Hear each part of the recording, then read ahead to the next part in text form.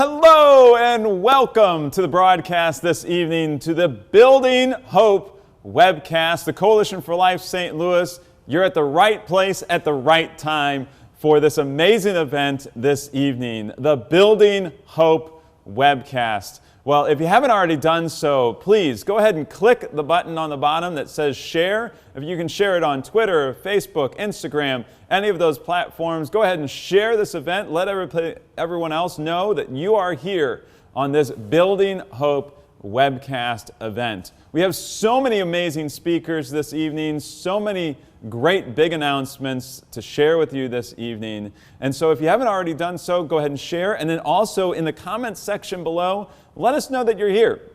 We're going to have all kinds of chat throughout the entire program. And so go ahead and ask any questions you might have. We have some team members who are going to be answering some of those questions as we go through the broadcast this evening. Go ahead and put those questions in there. Let us know where you're from, where you're joining us this evening. And we're going to go ahead and get ready to rock and roll this Building Hope webcast. So the first thing we want to do is we want to thank our Lord and Savior, Jesus Christ, for all the amazing things that He's provided for us. So let's join together as Christians in prayer. Lord God, Heavenly Father, we thank You for this day and the gift of life, and we thank You for the amazing gift of technology, of having this amazing broadcast, but for first and foremost for You and Your death on the cross, but more importantly, Your rising from the dead. And we thank You for so many people who across our great nation tonight are worried, who are concerned, who are conservative, Republican, Democrat, whoever they are concerned for our country and concerned for their lives and their livelihoods. And so we just ask You to give us hope and give us comfort, but also give us prudence and fortitude as we continue to fight this pandemic, but then also fight for life, fight for the unborn as well. So we ask You to join us during this time and ultimately give us the opportunity to save even more lives from abortion here in our region. Amen.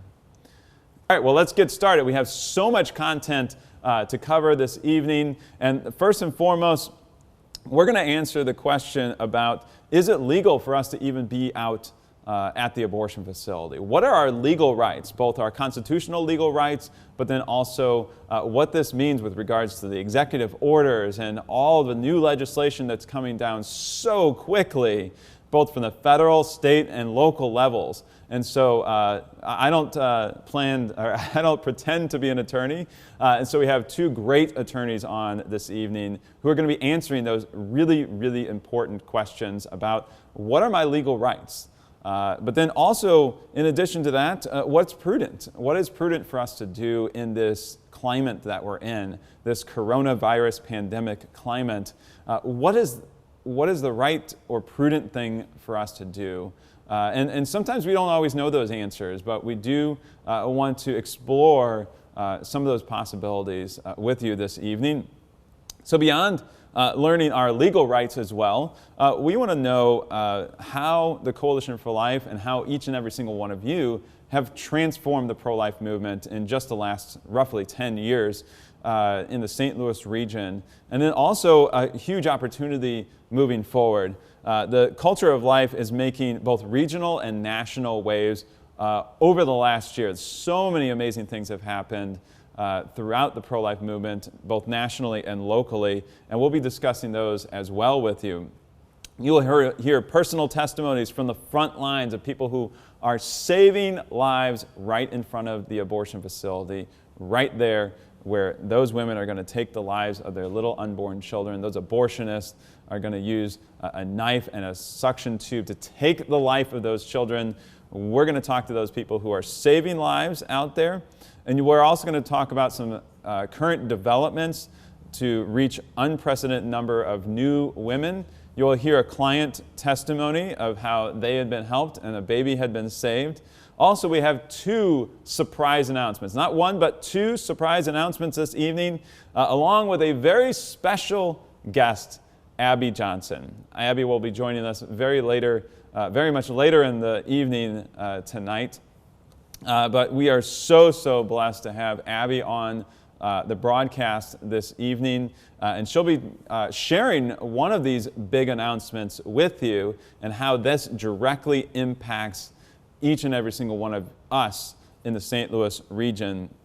You'll also then hear an unprecedented and very new opportunity to grow the Coalition for Life program over the next 12 months and ultimately save more lives and continue to end abortion in the St. Louis region.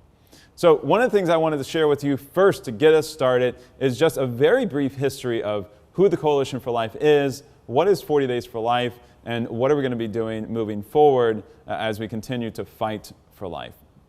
So the 40 Days for Life started back in 2009 in the St. Louis region. Myself, my wife, and a few individuals up at St. Ferdinand Parish in North County joined together in a quick little prayer and said, what are we going to do? How can we impact abortions like never before? And we decided to bring 40 Days for Life to the St. Louis region back in 2009. And ever since then, it has continued to grow and grow and grow. 40 Days is prayer and fasting, peaceful vigil, and grassroots community outreach to bring an end to abortion at the local community. That prayer and fasting happens right outside the local abortion facility, right where abortions happen. And since we started back in 2009, we've had nearly 15,000 individuals from around the region join us there at the abortion facilities, including now the Fairview Heights Planned Parenthood as well.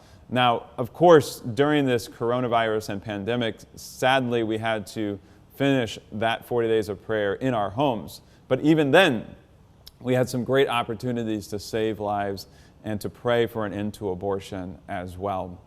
As we continue to grow, in 2011, we started our sidewalk counseling program as well.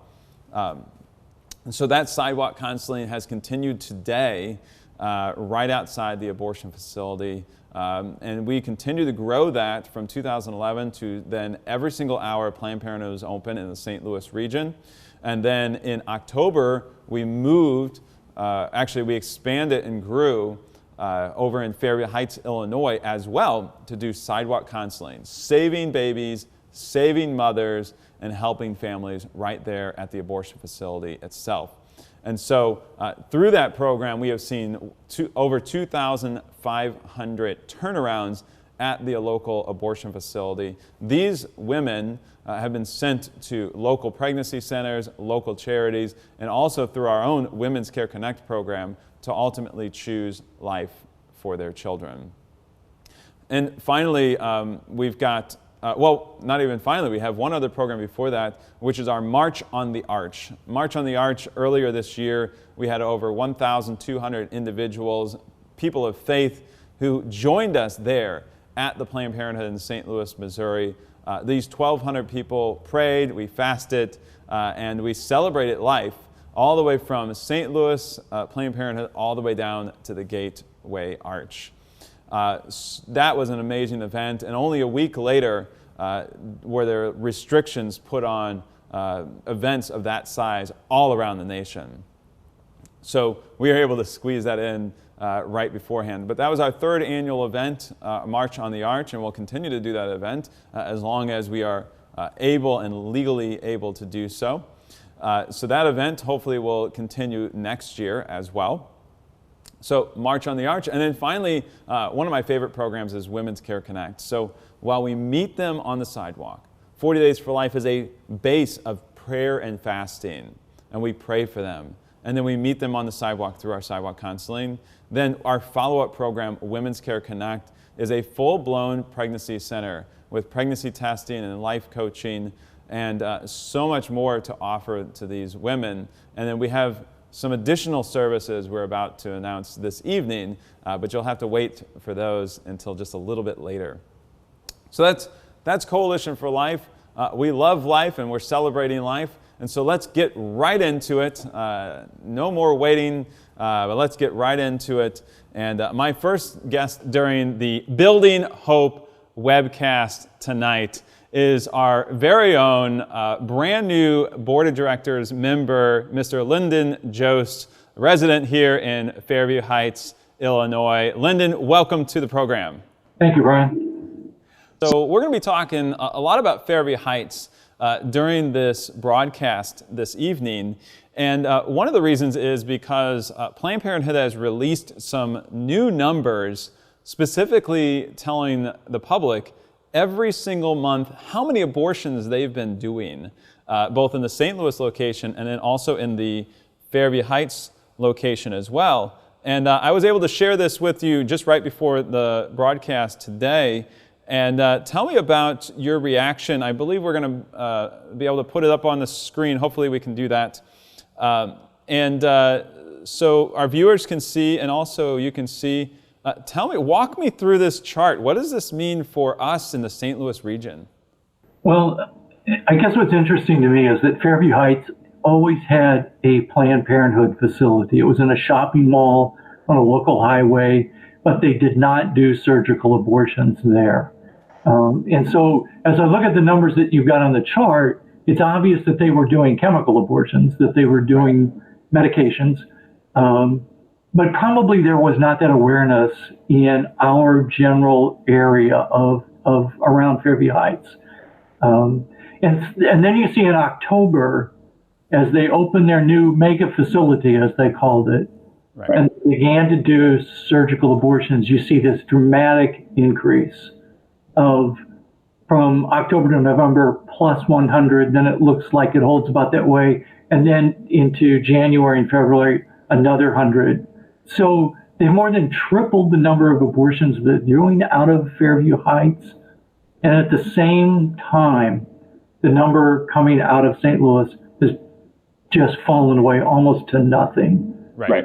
Really obvious from the numbers, it's what has happened is that those services have shifted from the St. Louis, from the Missouri side of the river to the Illinois side of the river. And I think it's pretty obvious when you see that the St. Louis facility is now the last facility in Missouri, and that you're very close to becoming the first state in the United States to have no abortion facilities. That the contrast between that and the state of Illinois, where the administration and the laws have just opened their arms to the abortion industry, and the laws look like they've almost been written by the abortionists. It's very obvious what Planned Parenthood has done here. They've opened this facility just 15 miles from downtown St. Louis with the intent that we'll just be able to serve these women in a state where we'll be welcomed and we won't be restricted. Right. Well, but what I'm hearing is maybe the state of Illinois is welcoming more and more abortion, but I don't know that that's the fact for Fairview Heights, Belleville, or even just Southern Illinois in general. Tell me about your reaction. You know, we're seeing, at least in the chart now, up to 323 abortions in Fairview Heights in February of this year. So tell me the reaction of both yourself and those people around you as you saw this place open and the news break just like everything else. First reaction was despair. And so it kind of goes with even the title of the webcast, building hope in a time of despair. That was my first reaction. How can this be happening 3 or 5 miles from my home?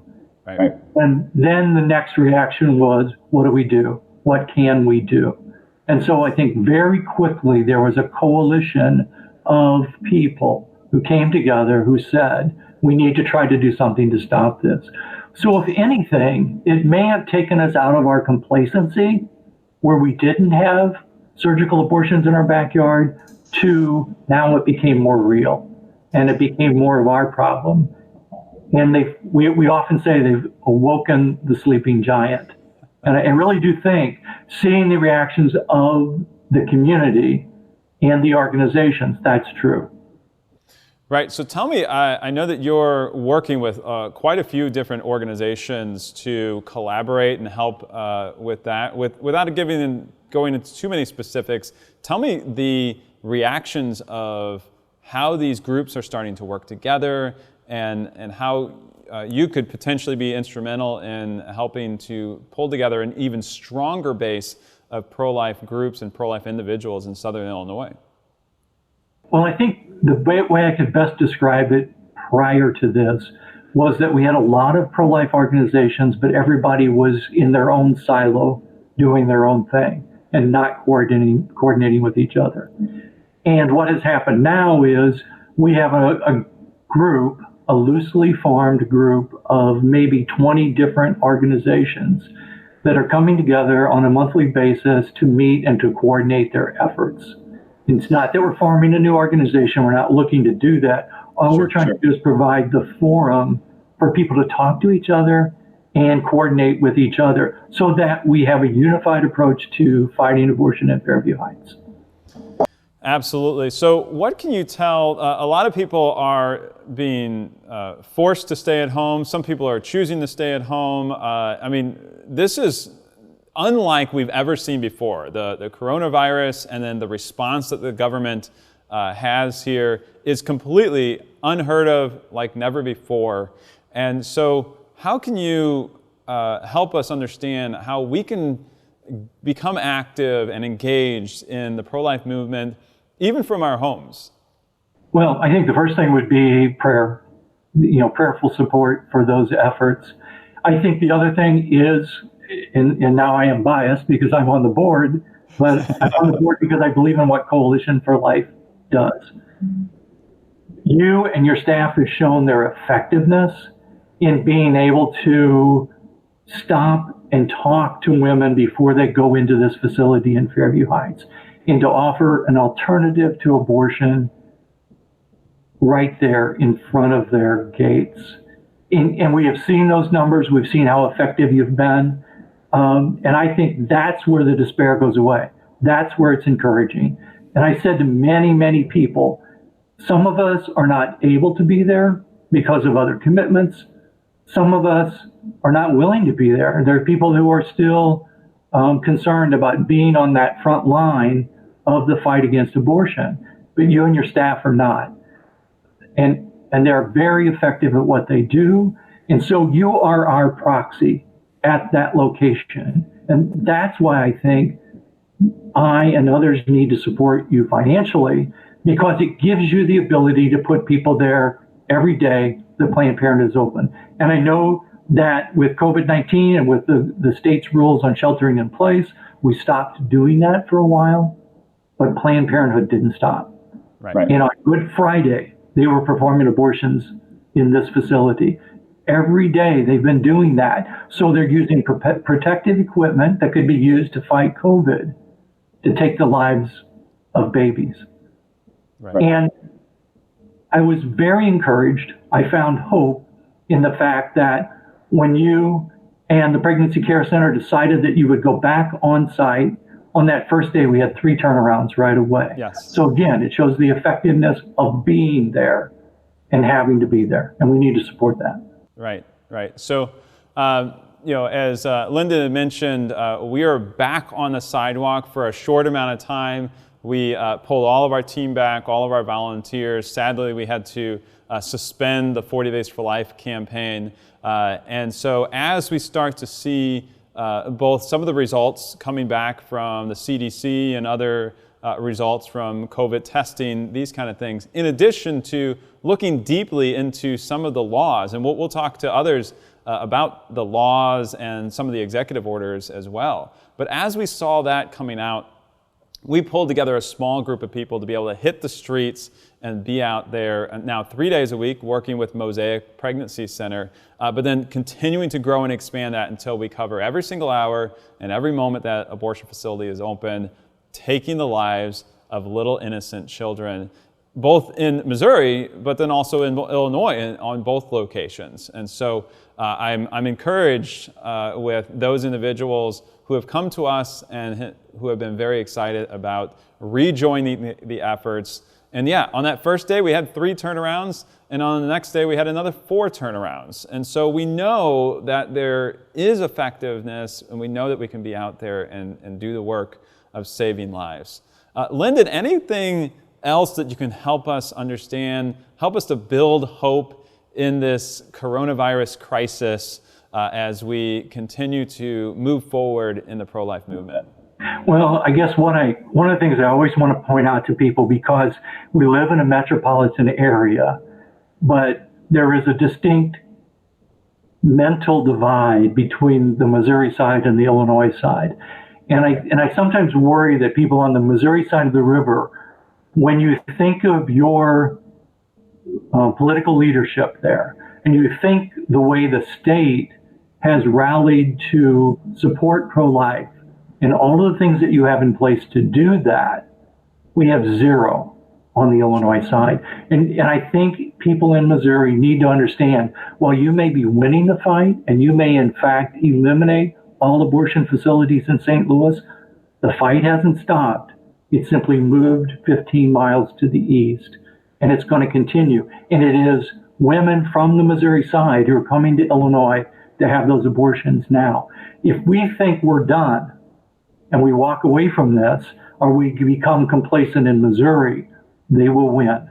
We need to understand that the fight has moved over here. And we are now, I think as David B. Wright said, this is the epicenter of the fight against abortion in the United States now. Thank you, Lyndon, for being on the broadcast tonight. You inspire me, you motivate me to be able to continue the fight and ultimately win the battle for life, because we know who ultimately wins the victory, and that's Jesus Christ. And so we know we've won. We know that truth is with us. And so let's continue to fight the good fight. Thank you, Lyndon, for being on the call, and thank you for your friendship and your support. Yeah, thanks for having me. Well, I'm so grateful for everyone being on the call today on this amazing broadcast, this hopeful broadcast. And we are joined by so many great pro-life individuals, both here in the local area, but across our great country, both local leaders, but then also national leaders. And one of my big heroes is this gentleman we have on next, who has been working in the pro-life movement for almost as long as I have been alive, or maybe even longer.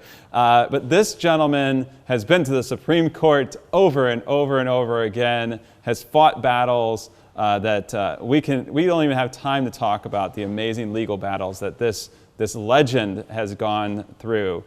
With me today is Mr. Tom Brecka with the Thomas More Society. Tom, welcome to the broadcast. Well, thank you very much, Brian. Thank you for the invitation. Well, I'm so blessed to have you on. And so I know that you're up in Chicago, and we're glad that you're joining us, social distancing from your home. Very blessed to have you with us. So tell me, I know that you first got started in the pro-life movement with basically one of the largest cases you worked on. Tell me about that first case you worked on. St. Louis played such a critical role in the early days. And it was back in 1986 when the National Organization for Women, under Molly Yard, Patricia Ireland, names from the distant past, sued, along with the Southern Poverty Law Center, Morris Dees, Richard Cohen, sued Joe Scheidler, based in Chicago, and his Pro-Life Action League, along with John Ryan and the Pro-Life Direct Action League, which are based in St. Louis. So we were arm in arm with St. Louis pro-lifers from 1986 all the way to the present. We went up to the Supreme Court on that case. It was originally antitrust, which didn't make any sense at all, but it took 5 years to get the courts to agree and dismiss those claims. And then they added RICO, the Racketeering Act. And, so we went up to the Supreme Court. It took 3 trips. We won the first, we lost the first one. He died of nothing, and that was pretty bad, but we held in there. And what a metaphor this is for what it takes to win in pro-life. The second time up there, 8-1, we won, and then it was 8-0. It would have been 9. It would have been unanimous, but Justice O'Connor, well, it was unanimous, but it was a short 8, not 9, because O'Connor had retired, and the new Justice Alito hadn't heard the argument, so he couldn't participate. But that case established the right to be outside the abortion provider on the street advocating for the life of the unborn infants at risk. We had a chance earlier to talk about many of the different cases that the Thomas More Society is filing around the country, including other legal groups who are filing these lawsuits specifically against states that are allowing abortion to continue while restricting so many other businesses and so many other healthcare activities, but yet allowing abortions to continue. So tell me about some of that work that's going on. Well, initially, I don't know how many cases we've been involved in, which are many state executives and city executives are limiting folks from even being outside the clinics. It's like a sequel to the Now versus Scheidler and Ryan case, that somehow, even with social distancing, you're not allowed to be outside, and therefore, even though the abortion provider could continue to do business as before, because some of them are deemed to be, quote, essential services, that it's essential to take life in the name of preserving life on the part of COVID-19 victims.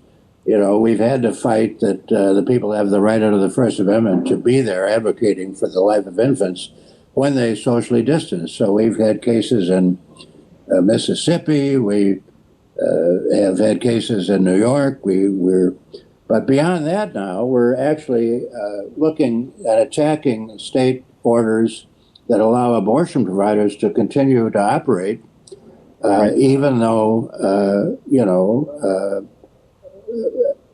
the other businesses are interdicted or closed. Right. And we just filed today in Minnesota a case that really brings up the whole notion of abortion as a constitutional right. We claim it is not a constitutional right. And that they're using up precious personal protective equipment at the expense of people taking care of COVID-19 victims in dire straits, perhaps in danger of losing their lives, and yet allowing abortion folks to continue to take life without interference and without even social distancing requirements. So, yes, I mean, and of course in Illinois there are efforts being made, and a federal judge has already ruled that our Governor Pritzker's order is illegal. It's limited to not to exceed 30 days.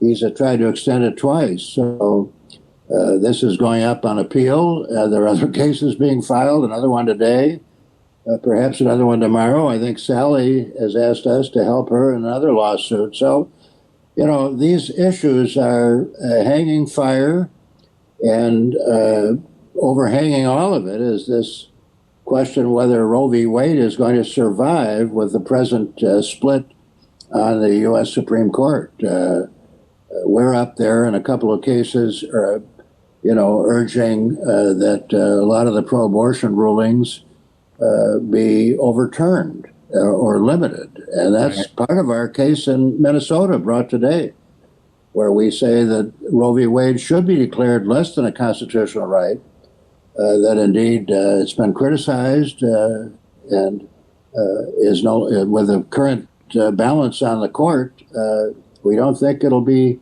upheld. We're urging the court to so rule. Right.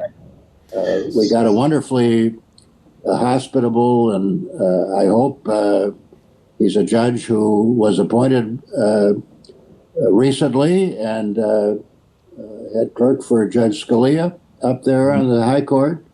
Sure. Our lawyer arguing that case was himself a clerk for Justice Scalia.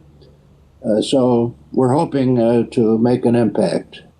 So I got two more questions for you. The first one is with regards to David Daleiden. I know Thomas More Society, with your leadership, has been doing a phenomenal job with David Daleiden. Again, he was the one who revealed that they were selling baby body parts in these abortion facilities. And then instead of prosecuting Planned Parenthood for the evil work that they're doing, they prosecute the undercover investigator, David Daleiden. So tell us what's going on with David Daleiden. I know that's been going on for a while. And so what's the new news on that? Well, there are late developments, and of course, out in San Francisco, where we're fighting these cases, the developments have not been good.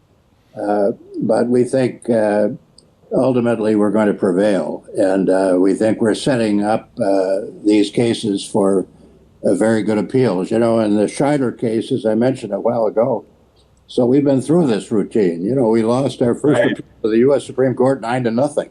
You couldn't lose any worse than that. And if we hadn't lost so badly that first appeal, which was on the racketeering statute and its scope, I don't think we would have been in a position to win the next 2 times around. That's how these cases go. It's largely political cases. So sometimes the worse the result in the trial court, the better your appeal.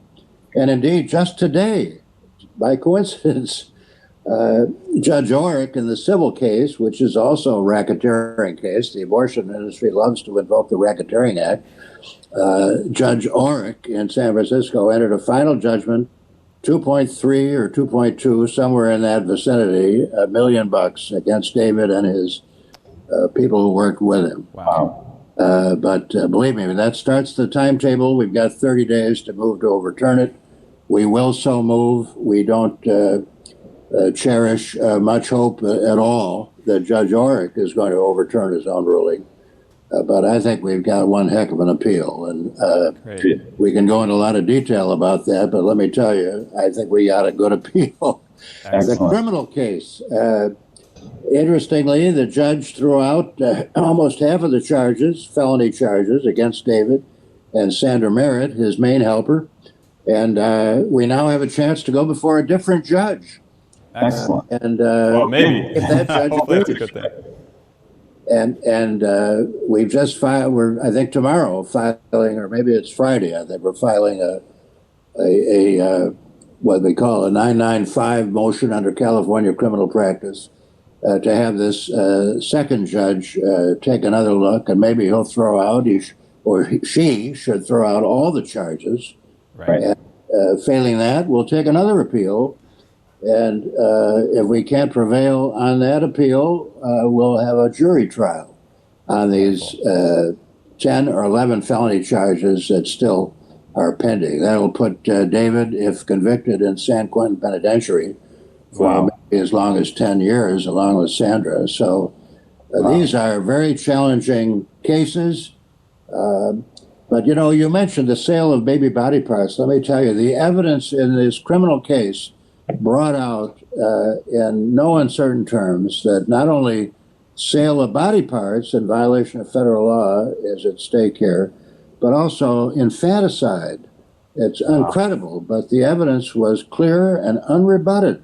The state made no effort to rebut the testimony that babies are born alive and then harvested for their body parts.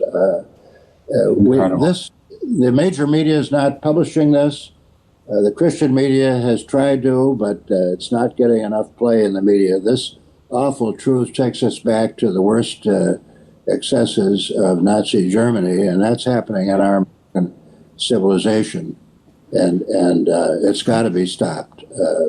It's just a horror, and we hope that the publicity, Justice Brandeis, a famous Supreme Court justice, once said, the best of disinfectants is sunlight. The more this truth, horrible truth, gets known, the quicker it is that we'll put a stop to this.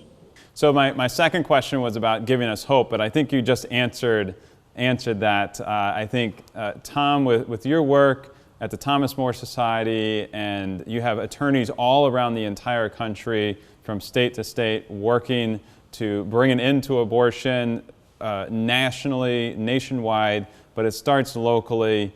And so I thank you, Tom, and all the attorneys who are working with you for all of your work and for being on the broadcast tonight. Thank you very much. We thank you and all the St. Louis folks for doing so much for our pro-life movement. Thank you. Well, thank you very much, Tom, for being on the call today, on the broadcast, that is. And thank you so much for your advice. One of the things that as we go even deeper into this Building Hope webcast, we really want to talk about the base of exactly what we're doing in the pro-life movement. And for building hope, we need a base, and that base is Jesus Christ, and that base is prayer. And that first and foremost is, when did we start? Way back in 2009, it was 40 days for life. 40 days of prayer and fasting, peaceful vigil, and grassroots community outreach. And to have a discussion about that today is a dear friend of mine, Renee Gibbs, who has been with us almost from day one and has had some of her own victories as well. Renee, welcome to the program. Thank you so much, Brian. It is so good to be here. I remember the day you were in my living room when you were just getting started. Do some work there at the Lutheran Seminary in the St. Louis region. Tell me a little bit about that.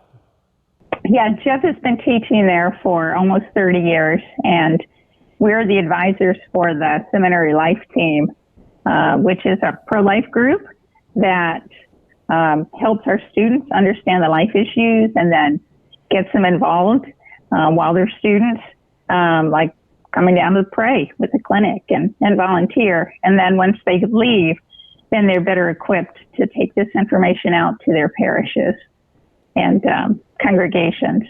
And we've been so blessed to have some of our students and their wives actually come and work for Coalition. My work started way back when I was teaching at Lutheran High School, and that's where I met Christian Wellness, who was part of my Teens for Life group when she was in high school, and now she's one of your leaders, as well as Rachel and Grace and others who have worked with you there. Our goal is to help our students understand, and then by getting them down on the sidewalks, they can really see where the rubber hits the road, and that makes a big impact on them. Well, you mentioned Rachel Hiley. We're going to be talking with her a little bit later on the broadcast tonight. She's phenomenal, and she actually gets to announce our huge announcement, or at least our first big announcement this evening. So wait for Rachel Hiley. She's phenomenal, and she's actually a deaconess and has graduated now from the Lutheran Seminary as well. So we're so excited. Now tell me about your involvement with 40 Days for Life. What does that mean to you, the prayer and fasting, the peaceful vigil, the grassroots community outreach? What does that mean to you, Jeff, your husband, and also just the community as a whole? Well, I've been on the sidewalk a long time, and just going there, seeing the women and sometimes the men going in, it's so poignant. And then to see the great success that your interns have had on the sidewalk with so many turnarounds. You know, now it's the quote St. Louis method that is so successful, and you're sharing that around the country. But just to be there and pray and support the interns, and we know that that's so powerful to be down there and to get to take other students and their wives and sometimes their kids down there to pray. It feels wonderful to be part of the group, part of a team, and with 40 Days for Life being one of the congregations or groups supporting it, and being able to support you in that way during those 40 days, a real concentrated effort. Right. So tell me about, so you've been a Adopt a Day coordinator. That's when a group would take a day and bring a group together. So tell me about your communication with your group, and what does an Adopt a Day look like? And what would you say to someone who's considering doing an Adopt a Day or joining us for our next 40 Days for Life? Yeah, I would encourage them to do it by offering to sponsor, adopt either a half a day or a day. We promise to have at least 2 people down there on the sidewalk for each hour from 7 a.m. to 7 p.m. And if you have a church or, in our case, the seminary, to be able to say, look, just come down and pray with me for 1 hour. and their eyes are opened, and they really appreciate that opportunity. Depending on the size of your church, and if people have gone before, it could be harder, but once people have gone, they want to go back because it meant so much to them. And so we were grateful to do it, and especially this year, being on this special day, the March on the Arch. Oh, you were on the March on the Arch Day. Oh my gosh. I was going to say we had people there early praying in the morning, and then I came about 11 for my time, and things were ramping up as you were getting set up, and so many people from around the area and further were there for the March on the Arch, and then others of our people stayed afterwards after the group left for the march and continued out our time, and some of us did both, prayed and also walked. So it was both a somber time as well as a jubilant time to be with the group. Right. So thank you for being on the call. I did want to ask you one personal question with all of these different people watching this evening, but I know you have a personal victory that you've been battling for a long time now. So tell me about that and how that can help give us all hope even during this crazy pandemic. Oh, I certainly have hope, and thank you for asking. I had breast cancer last spring, a year ago, and so went through treatment, chemo, surgery, more infusions, and just this week had my last infusion and was declared cancer-free, and so grateful to God. Yes, yeah, He was the one, the prayers of so many people, including people from Coalition and cards and ways that you all supported me as well. It was not a journey to do alone, but with so many Christians there encouraging and praying and holding us up for Jeff and me, and just giving us hope, the hope we have in Christ. And he's the great physician for that. Thank you, Renee, for sharing. You're incredible, and sorry, I could talk for hours with you, Renee, but we'll have to we will have to follow up again. But thank you so much for being on the broadcast tonight. You are inspiring to me. I know you're a fighter, and you work really, really hard for life. And children have been saved. Babies have been saved because of your work. And because of the prayers of your group and everything you're doing. So thank you for that. And thank you to everyone who's been doing 40 Days for Life as well. It's a real privilege, and thank you for having me to join in this celebration of hope. And I look forward to hearing what the announcements are later in this program. So thank you, Brian. And please thank your whole staff. The interns inspire me so much.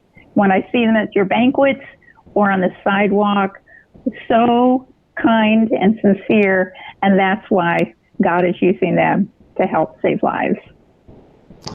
Absolutely. Well, thank you, Renee, and God bless you. Thank you. Bye-bye. So one of the things we've always been really worried about is it specifically legal for us to even do a lot of the pro-life work that we are doing, whether it be on the sidewalk, at our homes, and pregnancy centers, or around the nation? A lot of uncertainty out there. And so with us today is one of my heroes, a legal expert in her own right, Miss Sally Wagenmaker. Welcome to the Webcast. Thank you so much, Brian. It's a delight to be here and glad to talk with you and answer your questions. Would you like me to dive in, or? So our big question of most of our participants, our donors, our volunteers, and our staff is it legal for us to go out there and do this sidewalk counseling work or even pray out on the sidewalks? Yeah, thanks. I think that's been as you said, the issue under some different laws over the years. So this, in some ways, it's nothing new, whether you have bubble laws or other restrictions trying to keep folks off the streets, off the sidewalks, from alongside the fence to say, no, you can't pray. Of course, there's intensified concern about public safety. So much of that has been addressed through social distancing, face masks, other precautions. So fundamentally speaking, is it legal? Well, I'd like to address both Illinois and then Missouri, because I think that's where people are really thinking about. In Illinois, we are under the stay-at-home, shelter-at-home order, which applies to everybody unless you're an essential function. There's two problems with that. One is that the governor has exceeded his authority at this point to have a 30-day maximum stay-at-home order. There's litigation going on about that. The other is the question of whether it's even constitutional because there's so many loopholes. And so I think for pro-lifers who want to go out and pray at abortion facilities, there's questions of that. Is it legal? Well, not in the grand scheme of things of being beyond the legalities of these orders. And so I think that you have the right to go out and to pray, but know that there may be some challenge with that. I know, Brian, you're going to talk to Tom Brecka about how the Thomas More Society that he leads, how they're addressing that. So there are restrictions right now, but I don't think they're legal in Illinois. In Missouri, there's a statewide order that's very relaxed, and so I think it's legal under the statewide order. Under the St. Louis order, it's very interesting, and maybe that gives us the kind of the overall consideration here, even though it's just St. Louis. In St. Louis, there's an order that says you are allowed to go out to perform tasks essential to the health and safety of individuals and their family members, their household members, and even their pets. So if you, as a pro-lifer, say, you know what, we're here to protect the unborn children, as well as the mothers and the other family members who are involved. That's absolutely an essential task to the health and safety of both unborn and born people within that, right, the construct of personhood. So absolutely, I think that everybody may legally go out and pray, but you may get some pushback and counsels, people going to and from abortion clinics, but you're going to get some pushback because on their faces, these orders wouldn't necessarily apply to say, sure, you can go out and do that. Sure. So one of the things, so we actually have been out to the Fairview Heights abortion facility there in Illinois, and we have had some interactions with some police officers out here already, and honestly, they've been very friendly, very courteous. We've been accused of touching everyone as they walk into the abortion facility or drive in, and we don't touch anybody. But sometimes, people exaggerate and spread some lies about us. But I think that's important too, from a perspective of safety. I mean, I just talked about what the law says, but, we want to do things winsomely for Christ, for the unborn, for the care for all people involved and touched by abortion. And so certainly, practicing social distancing, face masks, other precautions. I often tell my clients, when in doubt or to be careful, videotape what you're doing so that if someone said, hey, this is how it worked, this is what actually happened, you can say, oh no, here's my video, and here we were socially distanced and whatnot. So regardless of what the law says, we want to be very careful. People are skittish right now, and rightfully so. So if you just for a moment here took your legal hat off and put your American hat on, and just tell me what your bigger concerns are broadly with regards to coronavirus, the pro-life movement, and everything else that's going on in our country right now. A lot of uncertainty. Yeah, probably the best way to answer that for me is really with the view of a trifecta of let's think about this from a medical perspective, an economic perspective, and a civil liberties perspective. I'm not a doctor or an economist, but I think so much of the rhetoric and the dialogue and divisiveness has been to silo those concerns, and we really can't. We have to look at it all together, especially from the perspective of standing up for life, for human life, for flourishing, for the roots of our democracy. And so there is no exception to the First Amendment. It's not that you have the right to assemble and to seek redress and to engage in free speech, except when there's a pandemic. That's not at all the case. And it's interesting with some of these orders, especially in Illinois, this litigation that's going on. There are two representatives who have gotten temporary restraining orders saying that the governor exceeded his authority. So much of this is based on the Illinois Department of Public Health's pandemic plan. You can Google that. You can find the pandemic emergency plan that was passed in March of 2020. So just now, where they mapped all that out. And so, Civics 101 is we have three branches of government. We have the executive, legislative, and the courts. So the courts are coming in to say, well, this is what we can do. This is what a governor can do. Here's an agency that's thought things through for Illinois. St. Louis and Missouri have their own considerations. So as we think about kind of this balance, it's not that we're deciding whether we can buy groceries instead of somebody's going to die. It's really about how do we address this in a very broad way where we can honor each other's concerns, and nobody has the right answers. I mean, this is such a catastrophic, difficult thing. But it does make me wonder, especially within the balance of powers, when you have governors that, like we have right now, we're in Illinois, in Kentucky, where they're so strongly anti-life, pro-abortion, saying, well, we need to protect life. I find that disingenuous, and I just really want to encourage the democratic process so that when people say we want to protect life, we can really push back and say, well, okay, but if we're going to protect life, let's protect the least of these. Let's really think about this and think about our civil liberties within that construct, not as something that's kind of that binary or false choice, really. It's this or that. There are no false choices. It's really a concerted effort to figure out what's best overall. So one of the things we were talking about, I believe, before we had our call today is how this affects just internationally. What's happening here in the United States? What happens internationally? I know that even the Bill and Melinda Gates Foundation is getting involved and everything else. Tell me about your look at how that works with those people who would support abortion, and what are they doing with regards to the pandemic? Right. Well, I think, above all, isn't it a wonderful reminder and a great message? It's never been a better time to be pro-life. We are pro-life. We are not anti-life. We are not going out there saying we're going to pray, we're going to talk to people going to abortion clinics and endanger people. Far from it. We want to protect life. I mean, if you are pregnant, you're in a high-risk category right now. So as these laws are supposed to be followed, if you're pregnant, you should be home. You should be taking care of your baby. Absolutely, Sally. Anything else that you think would be helpful for those people who are on the webcast today, those people who are concerned? You covered a lot of material in a very short amount of time. Thank you for that. Any last comments for our listeners today? Mm-hmm.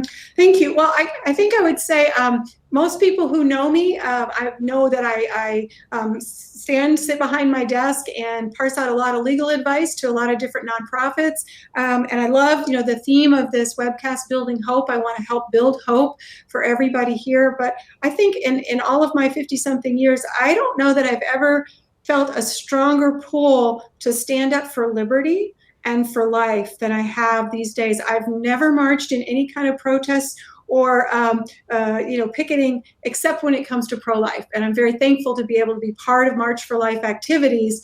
And so I think that this is the time. Now is the time, as all of your faithful and maybe your new pro-life folks know, this is the time to stand up for life. I know there's a rally in Chicago and in Springfield, Illinois this Friday at noon. I'm not sure about in Missouri. And again, that's not my usual. I know you're going to talk to Tom Breck of Thomas More Society. If folks want to be part of lawsuits to find these laws unconstitutional, otherwise illegal, that's something to think about. But again, doing so in a way that's very kind and compassionate, not in a way that folks are going to consider that as threatening, from a medical perspective or some other moral perspective. As with all of the pro-life world, we want to kind of arc above that trajectory and to say, no, we are for life, we are for love, and we are for each other. We are not against anybody. Well, thank you very much, Sally. You inspire me to continue to fight the good fight, and you are building hope. And I can't thank you enough for your support of the Coalition for Life, the work that we've been doing, both legally, but then also your prayers and your ongoing support of our efforts. So thank you very much, Sally, and God bless you. Yeah, God bless you too. Thank you.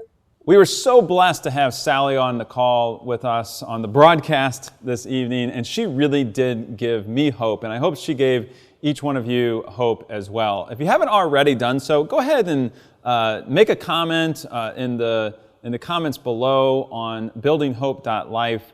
Go ahead and make a comment there below. Tell us how you think we're doing so far. If you have questions, we can answer them right there in the chat right below this video.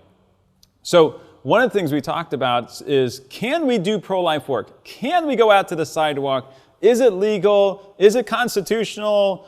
What about our First Amendment rights to be able to go out and talk to people who are about to take the life of their little unborn child? What does that mean? And so one of my good friends, Mr. Brian Niehaus, will be joining us here in just a second. I met Brian about a year ago when he joined our team right out on the sidewalk. In fact, they called him Brian from the sidewalk. It was fantastic. But Brian has really taken charge over in the Fairview Heights region and taken a very specific look at the Fairview Heights Planned Parenthood, and is in charge of our sidewalk counseling efforts here in Fairview Heights. So Brian, welcome to the broadcast. So now we're going back and forth. Brian, it's great. So one of the things I've always wanted to know is, what brought you to the sidewalk? What motivates you? I know that you have a very unique story of what motivates you to do sidewalk counseling. So tell me about that first. So in August of 2018, we had a little blessing come into our lives. We had my cousin, who we didn't know where she was in the foster care system. We actually found her right after my uncle passed away. And because of her, I got to see the beauty of life and how her mother, who was in poverty and came out, and she could have easily went to Planned Parenthood, but she decided to have life for her child. And that child brought me so much joy and gladness. And because of that, inspired me to really see the value of all life. And that October was the first 40 Days for Life campaign I've ever attended. And I live a little ways away from the sidewalk. I lived in Wentzville, so it's about 55 minutes to get to the sidewalk on St. Louis. So I decided to go out there one day and pray with my church. And I fell in love with it. I fell in love with standing for the unborn, and had great companionship with the sidewalk counselors out there and other people 40 days. So I decided to come up for once a week and rearrange stuff at my other place of employment at the time. And one day a week grew to 2 times a week, to 3 times a week, to 4 times a week. And then from there, I applied for the internship and became a sidewalk counselor. Well, very good. And you were with us for a little while, and then when Fairview Heights opened, you were our top choice to have as a full-time programs coordinator over in the Fairview Heights region. And so we thank you for your efforts. And so you hit the ground running. Tell us about what we did on day one when the Fairview Heights Planned Parenthood opened, and what we've done since then. Right. So I remember even before that, a few days before, when they had their big ribbon cutting. And it was just so beautiful to see that no pro-life group organized the prayer vigil that day. And there were so many other pro-life individuals. And we actually got several volunteers, and a couple of them became Life Choice interns themselves from that ribbon cutting. And Wednesday, they opened up 8 o'clock. We were out there 8 o'clock sidewalk counseling. And it was just a joy to see that we could still be there and stand for life right at their big opening day.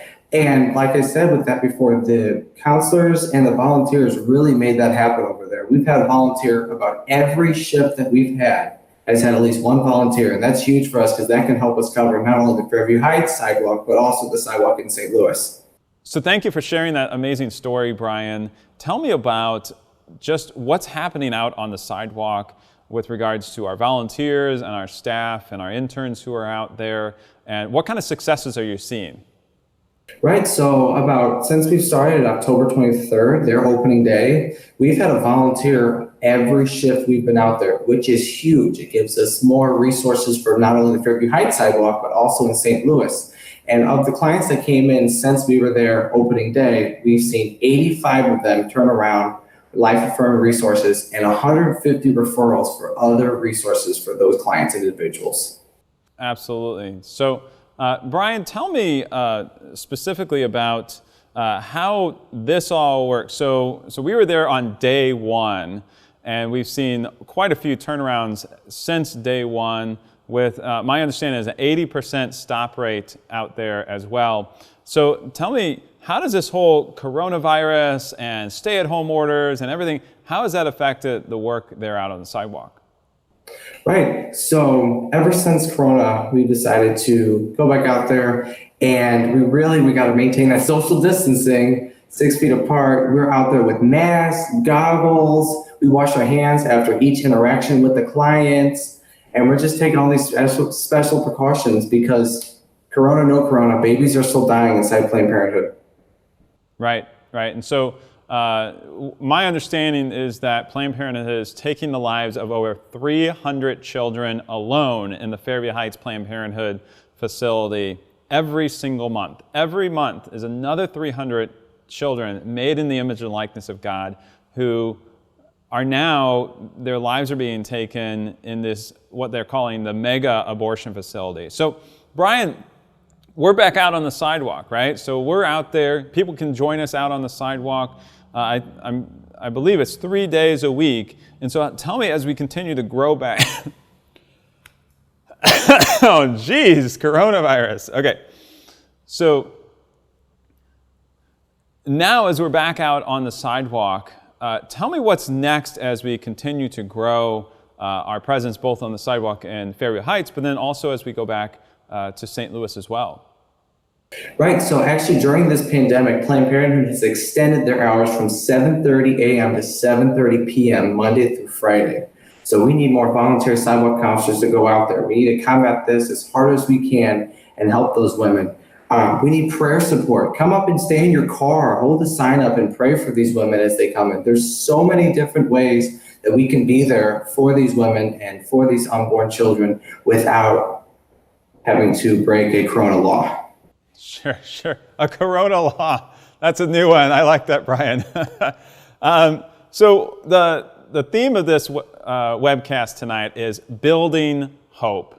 And I know that there's so many people out there in despair and without hope. And we know that people without hope and don't feel like they have any other options are going to think about abortion more than anything else. So for those who are watching the broadcast tonight, what can you say to give them hope as we confront these obstacles in the pro-life movement? Keep praying. Keep praying. The Lord hears your prayers inside, in front of an abortion facility, in your church, the same way. Keep praying. Just trust in His will, and keep continuing to support us if you can, and come out and volunteer with us. Absolutely. Well, thank you, Brian, for your amazing work in Fairview Heights and the amazing work you're doing to make sure that the sidewalk is always covered and there's always someone there to make sure that there are life-affirming options for women who are going in to take the life of their children.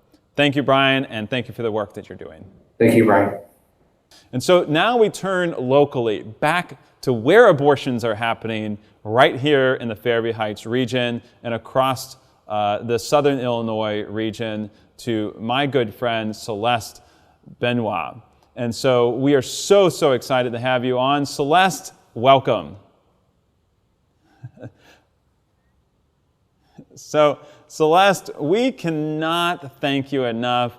Right as Planned Parenthood started to come to Fairview Heights, I know there was a small location in Fairview Heights, but then they built this so-called mega abortion facility here in the Fairview Heights region. And so what were your thoughts and what have you been doing since then? I have been praying for many years and asking what I was supposed to do. What did our Lord want of me? And so 3 years ago, a friend called and said, can you come 1 hour a week and pray outside this Planned Parenthood facility in Fairview Heights? And it was the original one. And that was 40 Days for Life. And I said, well, sure, of course I can. And it's just no one ever asked me before. So I started that. And then last year, as you all were surprised too, we had 2 weeks notice. It was really hard in the fall. and we heard that this huge abortion facility was opening in Fairview Heights. And so I went to a couple of rallies you all had. I went to the prayer rally, and another young man named Brian was walking through the crowd, and he gave me a brochure. And it was a brochure about Coalition for Life. And all I knew about you guys was I had seen you in St. Louis if I was driving through the city. And I would see someone with an orange vest stopping cars, and I would see people praying outside. And I always thought, I should be doing something. I should be doing something. And so just getting that brochure, I looked at it. I came home. I told my husband, I go, look at this. I go, this is it. This is what we're supposed to do, because it's right here now, Brian. It's in our neighborhood. And that was no excuse that I couldn't drive across the river. But you guys are amazing because you drive across the river to our side, even though you pretty much eradicated abortion in Missouri, which is amazing. So we're so grateful for what you do. Well, thank you, Celeste. Absolutely, we could not do what we do here in Fairview Heights without local support.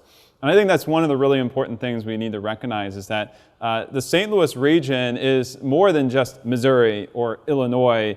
It's a larger region, and we need to realize that women are coming from Missouri over to Illinois now. A lot of politicians up in Springfield and up in Chicago made some decisions to basically remove all restrictions of abortion in Illinois. And so many Missouri women, sadly, are coming over to Fairview Heights. And so I see this not as something that's an Illinois or Missouri issue, but instead it's a region issue. And so, yeah, it takes a while, and we do drive, but I thank you for being that local presence, how important it is to have the local residents. What could you tell those individuals who are watching today, who live in the Fairview Heights region or anywhere in Southern Illinois? What would you tell them? You all are a godsend, because when we are sidewalk counseling, I can look someone in the eye and I can honestly tell them that we have resources. We don't just want to save a baby, which is really important. We want to change lives. And you all make it possible for me to look at someone and tell them with my whole heart and know that there are resources there for them, and we're going to help them change their lives. And so maybe someone doesn't have the outgoing personality to go out, or maybe they're afraid to go sidewalk counsel. I understand that. But I feel like it is our responsibility to give in some way or another, your time, your talent, or your treasure. And we hear that all the time, don't we? So yes, we do. If you can't go there, if you don't feel called to do that, I really am asking people to search their heart to give to this, because I personally have seen lives change. And I have personally seen when women come out of there who have had abortions and their eyes are dead. It's so hard to see that. And I've had people go in and they just decided to go in, but they took a brochure, and I've had people sit in the parking lot and then turn around and accept our help. And they thanked us. And when they leave after getting their ultrasound and everything, and they begin that journey of accepting our help, they drive by us and they wave and they roll down their window. I had people go, thank you.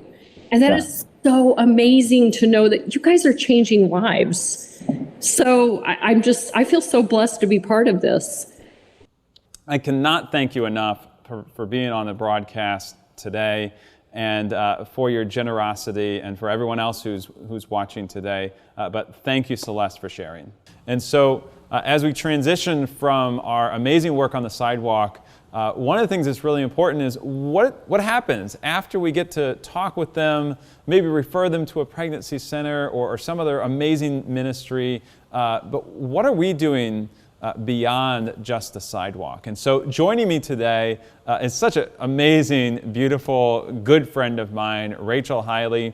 Rachel started way back in the day as a sidewalk counselor, right out there on the streets, one of our best sidewalk counselors we have out there, and was also going to the seminary to definitely learn her deaconess skills. And so we are so blessed to have Rachel as our Director of Client Services for our Women's Care Connect Pregnancy Center. And so Rachel, welcome to the Building Hope call, the Building Hope webcast today. Welcome. So Rachel, tell me about what is Women's Care Connect? I know we've mentioned it several times in other broadcasts and other things we're doing. We see it on literature. But tell me exactly what that is. Connect is the pregnancy resource center that was conceived by the Coalition for Life after seeing the need for it out on the sidewalk. As you mentioned before, we interact with these women. We get to refer them to some really great ministries, but what happens next? Well, that's where Women's Care Connect was able to come in and offer a little bit of follow-up for the women that we meet on the sidewalk, to be able to reconnect with them, reach out and see if they were able to get everything they needed, and how can we, help further your choice for life and this hard time that you're in. What can we do to help? So that's kind of where we started out back in 2015, and from there, we've just grown slowly but surely, adding more and more services, more ways to be able to help the women we serve. And now, as I mentioned before, we're a full-blown pregnancy resource center. We work with women throughout their entire pregnancy, starting from that moment that they are in crisis, that they just find out that they're pregnant. They're not really sure what to do about it. Maybe they're abortion-minded and they're at Planned Parenthood ready to have that procedure done when they meet our sidewalk counselors, and then get referred to Women's Care Connect. And so from there, we just work with them. We help them get connected to the wealth of resources that are here in St. Louis. We do options coaching to help them really come to that life choice for themselves and for their child, and follow them, walk alongside them throughout the rest of their pregnancy and after. Right, and so tell me, in the last 6 months or so, we've added some additional services and additional capacity for Women's Care Connect. Tell me about some of those things. I know we talked about it at our banquet last year, but what exactly have we been growing and doing over the last maybe 6 months or so? 6 months to a year have seen a lot of growth in Women's Care Connect. We've been able to expand our on-site facilities to include a coaching room, which is huge. You may not understand the significance of that, so let me tell you a little bit. Prior to having this room on site, we had to go out into the community to meet with all of these women because there wasn't a place in our office that they could come and talk about what was going on and really open up and let their emotions show. We were meeting them at bread co's or restaurants, or even in some cases going to their home. Well, we can't even do that now, even if we wanted to, right? But we couldn't meet them out in the community forever. We needed to grow. So now we have an on-site coaching room, and it's beautiful. It's very relaxing atmosphere. It really allows us to welcome these women in and invite them to take a breath, emotionally, spiritually, physically. Take that moment to breathe in, unburden themselves, talk about what's going on, have a listening ear, and have that private moment and go through that options coaching that we offer that really helps them to come to a life-affirming decision for themselves. Well, and then we're also adding, or have already added, free pregnancy tests as well. We're doing that in our in our Maryland Heights. We have two Heights, Maryland Heights, Fairview Heights. So in our Maryland Heights office there in St. Louis County, we're able to do life coaching or options coaching in addition to the pregnancy testing. Now, give me a little statistics. So tell me, how many people are you serving? What is Women's Care Connect doing, growing and beyond what we're currently doing? What does that look like for statistics, for a numbers person? What's going on there? Women's Care Connect started way back in 2015, and in the last 5 years, we have been able to witness and celebrate the birth of at least 260 babies through our program. That's not including all the women that we work with for a short time, but then they're ready to go off on their own, and we don't necessarily get to celebrate that end birth with them. But at least 260 that we know of, women have gone through our program in the last 5 years, have brought their beautiful babies into this world, and are enjoying those lives now. We have had, I think, about 25 babies born just this year in 2020 alone. And we're currently working with about 93 pregnant women. So that sets us up for a lot of babies to be born this year, and our numbers to continue to increase as we're reaching more and more women throughout the St. Louis region. Brian, you mentioned, advancements that we've had in the last year. We also expanded our marketing to include a website. So we're no longer just reaching those women on the sidewalk. We're still reaching them as well. But also women are able to find us online and give us a call or reach out to us via our website without ever even having to go to Planned Parenthood, which is huge. And it's an awesome way for us to reach new members of the community that maybe we weren't reaching before, and be able to offer services to a wider range of women. Right, and I believe as part of that website was also the internet advertising that goes along with that. So we're working with a team of people who are experts in being able to advertise directly to those abortion-minded women who are looking on their cell phones, looking on how they can get an abortion, these types of things. And sure enough, Women's Care Connect pops up right there with Planned Parenthood and all the other abortion providers. So then they'll have an opportunity to come to Women's Care Connect before they even make it to the abortion facility, before they even make it to our amazing sidewalk counselors out there. Now, that's enough in and of itself. That's a lot of work that you and your team, I know there's a team of people that you're working with, along with a lot of great volunteers as well. But I know that there's one more thing that you wanted to announce today, and you get to be the big first announcement here. I'm so excited about this announcement. So tell us, where are you standing, and what? Show us something, some big announcement here.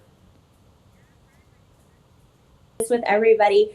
As we've talked about, Women's Care Connect specializes in being able to fill the gaps and connect women to those needed resources for free, because that's something that is so important for those who are financially struggling in this area to get the service they need without having to pay a lot of money. And that's what we specialize, is getting them connected to a lot of those things. And one of those services that we haven't yet been able to provide, I am so pleased to announce we're going to start providing. And let me just rotate my camera here and show you guys our very, very exciting brand new ultrasound machine.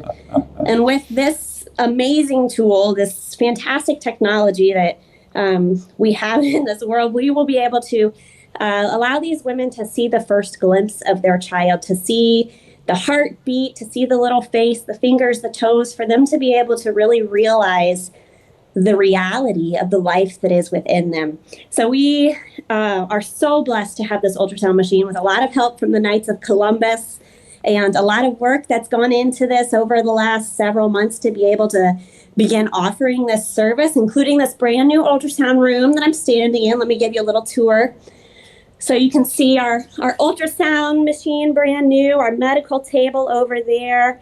We got freshly painted walls to look nice and new, brand new sink and cabinet over here, so that we can be able to provide all these medical services, and some beautiful brand new wood flooring as well, just to make a nice, inviting, and clean medical space for us to be able to offer these ultrasounds. Wow, that's incredible, Rachel, and I can't thank you enough for working behind the scenes. I know there's a lot that goes into that. I know obviously the machine is expensive, and we thank the Knights of Columbus for working so hard to make sure that is there. But then the operation, the policies, the procedures, all of the medical records, everything that has to go into that. And then also, I think there's one last piece that we're pulling together And I believe that's the training. Tell us about that training so we can get this amazing piece of technology off the ground and ultimately saving lives. What does that piece look like? Work has gone into this, developing the policies, the procedures, getting this room together, obtaining the machine. But arguably one of the most important parts is yet to be accomplished, and that is our nurses need to complete their training to be equipped to use the machine and to show these women the babies and be able to perform the ultrasound scans. So in order to do that, they need that hands-on experience. So what we need is about 50 pregnant women who are willing to volunteer and come in and serve as models, and let our nurses, along with their instructor, practice ultrasound scanning and to practice looking for those babies and finding everything they need to see. It's one of those things that we had scheduled for last month, but then all of this coronavirus stuff came in, and so it's been delayed a little bit, but we're working really, really hard to make sure that that training is accomplished by the end of summer so that we can be adding this service to Women's Care Connect as soon as humanly possible to be able to show these women their babies. Absolutely, absolutely. And what woman wouldn't like just another look at their baby, right? Be on the lookout for that. Hopefully in the next month or so, once a lot of these restrictions are lifted. Sadly, a lot of this can't be done with some of these restrictions that are being placed upon us and the Coalition for Life, and both in St. Louis City, St. Louis County, and also in Illinois. There's a lot of restrictions. So once a lot of these things will be lifted, we don't quite know when that'll be. But I'm really excited about getting that training done, that training complete, having about 50 women come and be able to give them free scans as well, and then use this tool to ultimately save lives and ultimately be able to show a woman in crisis who's considering abortion, show them their baby on the screen, an ultrasound screen, and also give them an opportunity to hear the heartbeat of their little baby. We can't ask for a better thing, a better opportunity for these women. Thank you again, Rachel, for sharing that huge news with us, and thank you for your leadership in the Women's Care Connect program. You are really leading the way and helping to save lives both in St. Louis, on the Missouri side, but then also our region-wide, helping women who are in crisis, who are looking for help, looking for an answer for their abortion crisis. And I know that you and your team are providing that answer every single day, 24/7, answering that phone when they're calling, or as we meet them out on the sidewalk, following up with them every single day. So thank you for your dedication. Thank you for sharing this huge news with us. And we are excited to have you on our team. Thanks, Brian. It's been a joy and a true humbling experience to be on this team. Well, we have had some incredible announcements this evening with the ultrasound machine, and so much success happening through Women's Care Connect, sidewalk counseling, and so many other things. And so we turn our attention to now the second announcement. So instead of telling you about it, we're going to show it to you. So I'm going to turn over to Josh now with another camera, and we're going to show you exactly what our next big announcement is. So one of the things we're really talking about is what is it going to take to be able to fight this abortion provider in Fairview Heights, Illinois. And so one of the things is we need a base camp. We need to know, we need to have a team of where we can be. So we now have a base camp. We now have a signed contract for this space we're in right now. We are in Fairview Heights, Illinois. We have been the whole time with a great crew working hard here. So it doesn't look like too much right now, but we'll be pulling together and having this built out here in Fairview Heights for our brand new office here in Fairview Heights. So prayer, reflection, sidewalk counseling, 40 Days for Life, and so many other individuals who can then come together in this space. But even more than the space and more than the little makeshift studio we have here today, is this one really important fact. So hopefully Josh can get me over here and we can show you what is going on here. And sure enough, we are right across the parking lot from Planned Parenthood. Planned Parenthood here in Fairview Heights has claimed that they want to take 11,000 children's lives in 1 year. And they're currently up to about 300 to 350 children's lives every single month. We are now 132 feet away from Planned Parenthood to give full support of sidewalk counselors, a Mosaic Pregnancy Center, mobile center, and also some parking for prayer volunteers and our sidewalk counselors, and all of you for having events out here as well. This is a really, really important moment. We have been searching for years in the St. Louis region to be able to have a space next to Planned Parenthood with no success. But here we are just a few months after Planned Parenthood has opened, and we are in fact have a space here that we can call home, that we can look over and see exactly what's happening with Planned Parenthood. So I think this is critically important, and to talk to us about how important this is my good friend Abby Johnson. Abby has been with the pro-life movement for so long now, and as you guys know, she was a former Planned Parenthood director down in College Station, Texas, and also Employee of the Year, and so many different things. You've seen her story both in the Unplanned movie and also her best-selling book. Please welcome Abby Johnson on the phone today. Welcome, Abby. Thank you so much for having me on. We, as you may not have been able to see, we just showed our listeners today that we are right next to Planned Parenthood in Fairview Heights, Illinois, only 132 feet away. And I couldn't think of anyone better to help us understand what it means to have a Coalition for Life right next door.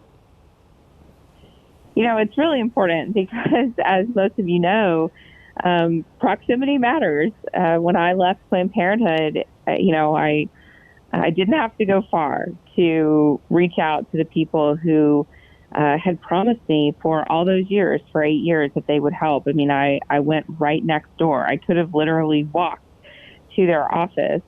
They were the people that I knew I could trust. And if they had been 10 miles away, 15 miles away, even 5 miles away, I don't know that I would have, had the courage to go to them. Maybe in that 5 miles, I would have said, I don't know if this is the right move. I don't know if this is the right decision.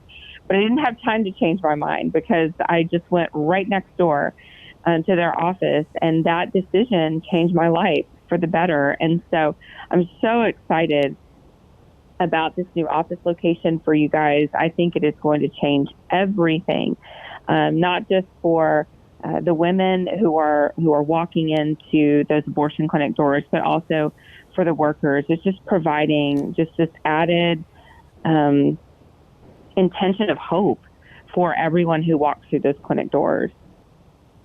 Well, thank you again, Abby, for being on the call. What can you tell for the regular pro-lifer here who's listening in?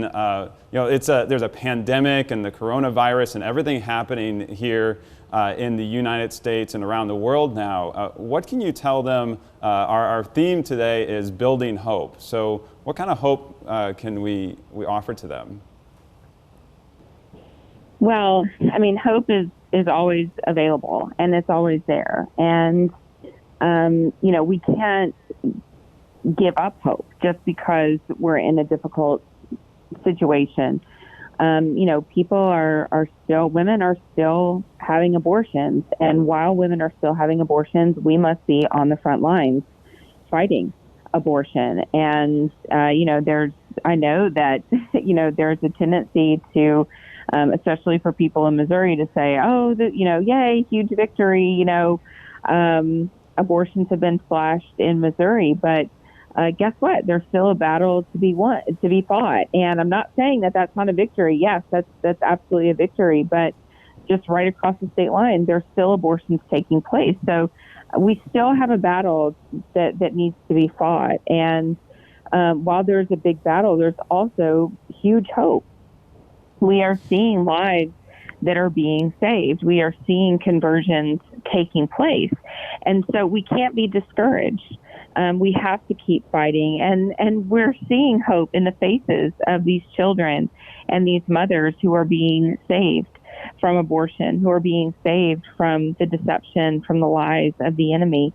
And, and it's okay. If you feel discouraged one day, it's okay to take a step back, to take a break, to re-energize your soul. But we can't stay gone for long because there's too many lives on the line. Well, Abby, I think people are very encouraged by the work that you've been doing through the movie, the book, and then also your newest ministry, And Then There Were None. And we're so thankful for you fighting on the side for life. Thank you so much. And I think you had one special announcement. So we had two announcements today. We have a brand new ultrasound machine. We have a brand new facility right next to Planned Parenthood. But you had one more announcement for us. What is that? Yes, I'm so excited to announce to you guys that there is a very special all or nothing matching challenge of $157,200 that will save more lives than ever this year. And it is for the work of the Coalition for Life for you guys. So $157,200 all or nothing matching challenge. I'm so excited about this, guys.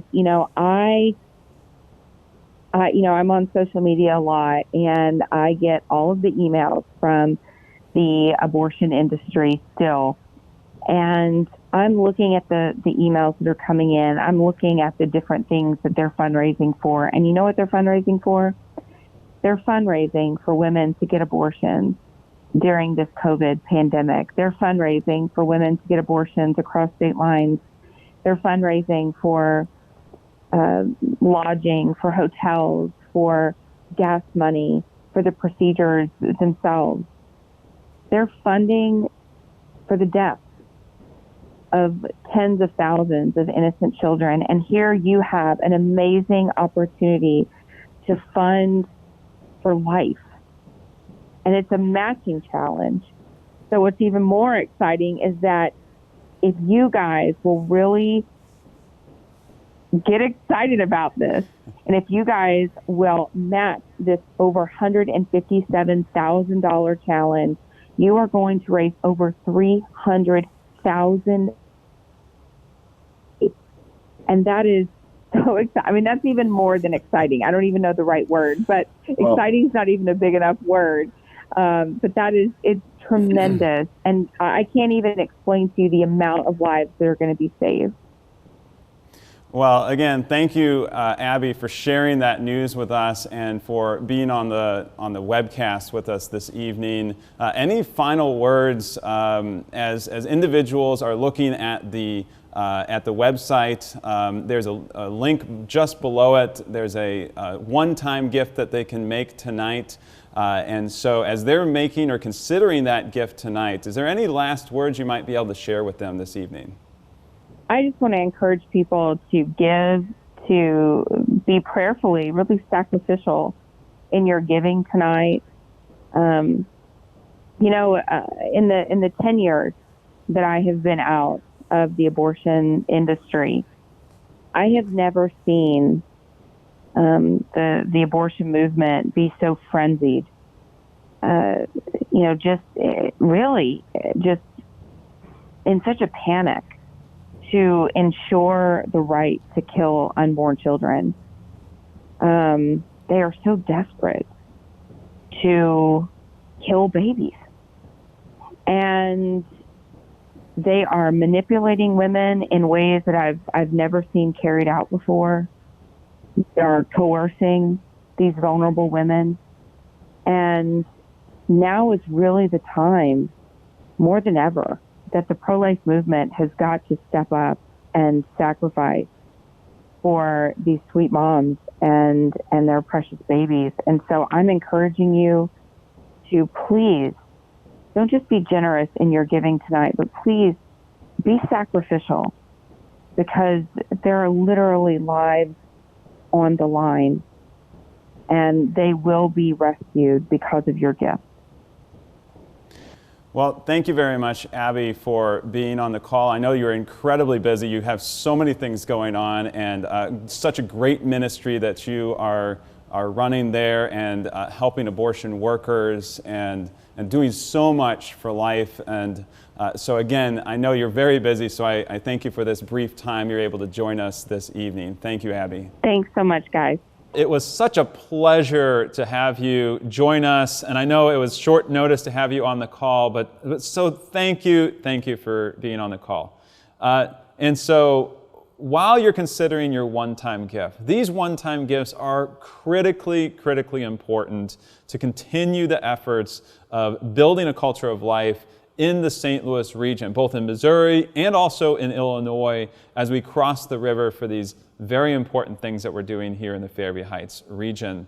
And tonight, you will have an opportunity to save even more lives through a one-time gift tonight. So go ahead and click that gift, that one-time gift button tonight, and give towards this one-time only $127,200 matching challenge. This is an all or nothing match, and do that before May 8th at midnight, May 8th. So it's critically important. So let's pray about that incredibly gift of giving your financial treasure tonight. Lord God, Heavenly Father, we thank you for this beautiful gift of life, and for all of those people here on the call as they're considering a gift, a one-time gift. Please be with them. Give them courage and fortitude and generosity as they're considering their gift towards this amazing program with all these amazing people. We thank you for everyone on the call tonight, and we ask you and ask for your blessing as we continue to consider a one-time gift tonight. Amen. In addition to a one-time or single gift this evening, there are so many important things that we do all year long. So those single gifts will go towards getting the training up and running for the ultrasound machine, and making sure that all those pieces and puzzle are pulled together as we continue to expand our sidewalk counseling, even amongst the coronavirus. There's so many different things that we have to do right now, including building out this space that we're sitting in right now, which will take about $35,000 to $40,000 just to build this space out and make it a great space for all of us in the pro-life movement. Yet in addition to that, there's a really important way that we can give as well, and that's as a monthly gift tonight. And so I would ask that you would pray about giving that monthly gift this evening, and for each month all the way through for the next 12 months. And those 12 months will be instantly doubled as well. So $30 a month becomes $60, $50 a month becomes $100 a month. And so that's critically important as we move forward, because every single life matters. And so that would support sidewalk counseling throughout the entire year, the operation of that ultrasound machine throughout the entire year. And so those monthly gifts mean a lot. And they continue this all the way through the year. So every single day we can be saving lives right on the sidewalk outside this local abortion facility. While each and every one of you consider a monthly gift tonight that will be doubled times 12 by this matching challenge, I did want to bring back Rachel Hiley, who's our Director of Client Services with Women's Care Connect, for a very special story. Rachel, welcome back. Thanks, Brian. I'm glad to be back with you guys. I just wanted to share with you a little bit about one of the clients that we've been blessed to work with over this last year. Her name is Melissa, and she came to us very abortion-minded, and through a lot of work and support of her, she was able to bring her baby boy into the world this last month. She's actually got a message for us today that we can listen to right now. Hi, this is Melissa. What I love about Women Connect Her that for women like myself to not to have no one to talk to, they are there openly without judgment. I was thinking about getting an abortion 3 different times or doing adoption.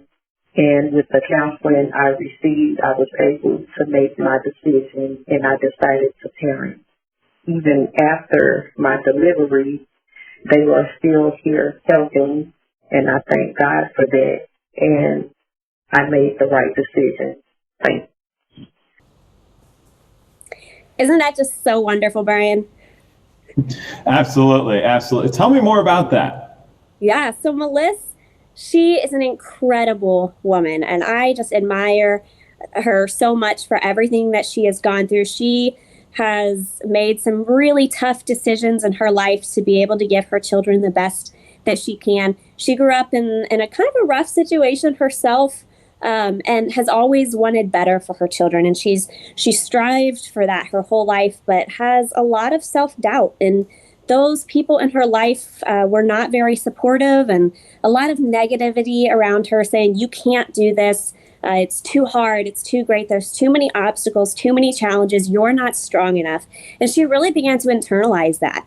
And when she came to us, the first several hours that we spent talking with her, that's all we heard was, I can't do this. I'm not good enough. I'm not strong enough. I'm not smart enough. I'm not capable. And through our life coaching and allowing her to really explore herself and all of the gifts that God has given her as a person, she was able to gain in confidence and to really see that she can do it. And she's not alone, that Women's Care Connect is here to walk alongside her. We were able to help her a lot throughout her pregnancy, both financially and materially, helping with rent payments, car payments. She was a participant in our Christmas Giving Tree program, so her family was blessed by just a huge supply of Christmas gifts at Christmas time and a lot of baby supplies to help her prepare for the arrival of her brand new son, who, by the way, I'd love to share, this part of the story is my favorite. She chose the name Lazarus for her son because she said she felt that God gave him a second chance for life through Women's Care Connect, which I just think is amazing and shows such faith and trust in God for her to know that and to really, want to name her son that. So every time she talks to him, every time she looks at him, she's reminded of the courageous choice that she made to choose life, and that God was with her, and that God allowed Women's Care Connect to walk alongside her through that time. And it's just awesome.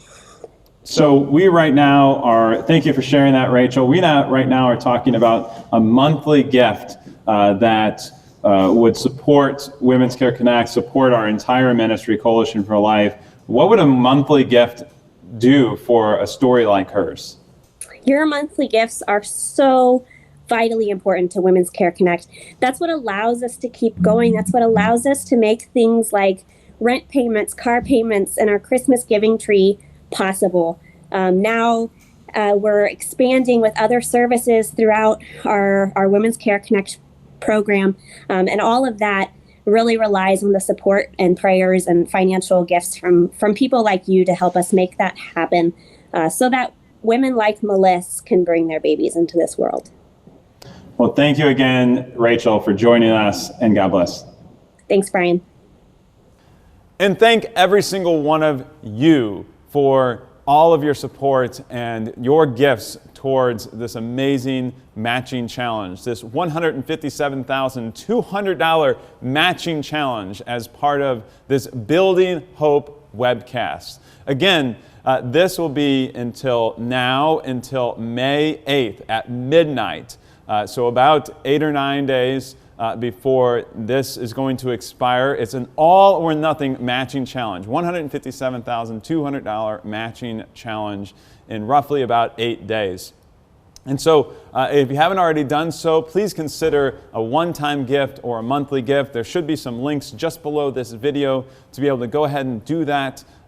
And if you'd like to send a check in, you can send it to the address at the very bottom of this page, 11780 Borman Drive in St. Louis, Missouri. And I just wanted to take just a few moments to sum up exactly what we've been doing throughout this entire broadcast and then thank a few people who have already committed to this matching challenge. So what we have done is we have gone all the way from the sidewalk, the prayer, the fasting, 40 Days for Life, and gone through sidewalk counseling with the amazing people who are out there saving lives by being inconvenienced and going to the places that they need to go and wearing the mask and the glasses and the hand sanitizer and washing their hands all the time. This is critically important at this moment in our history for us to go out to the sidewalk. Even beyond that, we want to thank those individuals who are working with Women's Care Connect, who are advancing our mission through the Pregnancy Resource Center. Thank you to them and all of their efforts, both our volunteers and also our team who are working their tails off. And we pray for this brand new office that we're sitting in Fairview Heights, Illinois, 132 feet away from the so-called mega abortion facility, this Planned Parenthood. And so we thank God for those things, and we thank you for the new ultrasound machine, the new facility, and for each and every single one of you. You are so important. And so I just wanted to thank a few people who have already committed to the match. I want to thank Roger. Thank you for Roger for giving. Nick, Amanda, thank you. Berna, William, Martin, Chris and Amanda, thank you. Thank you for committing to the match. And thank you for your donations and your financial gift. Mark, Carrie, Michelle, David, let's scroll down here, Judith, Victoria, and they just keep coming. So thank you to everyone who has committed towards this matching challenge. It really means a lot from myself, for our team, and for the St. Louis region, and also for Illinois and Missouri, and then around the entire country. We are, in fact, saving lives. We're saving lives, but we're doing it together. Each individual person, one after another, joining together, both in prayer and also by giving our talents and our treasure. So thank you for that, and let's end in a word of prayer. Lord God, Heavenly Father, we thank you for this amazing gift of life, and we thank you for everyone who has been on this broadcast today. Thank you for their gifts. Thank you for their talents. Thank you for giving us this gift of technology. It was a hard road to get here, but we made it.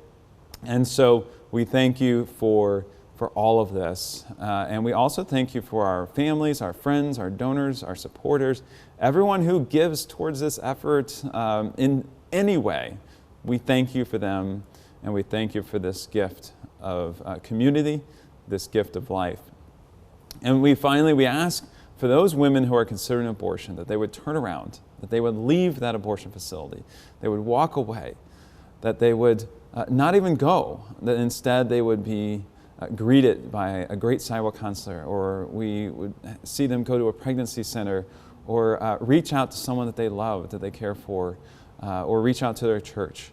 We ask you to be with those women who are considering abortion today.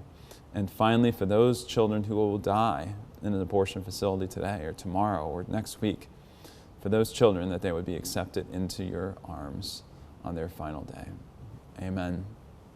And so that is our Building Hope webcast, and we thank each and every single one of you. Invite your friends, your family as well. Hopefully we'll have this recording up and ready to go very soon. And so invite your friends and family to join us at buildinghope.life, and also to donate at coalitionforlifestl.com/donate. And together we will bring an end to abortion in the St. Louis region. God bless you guys.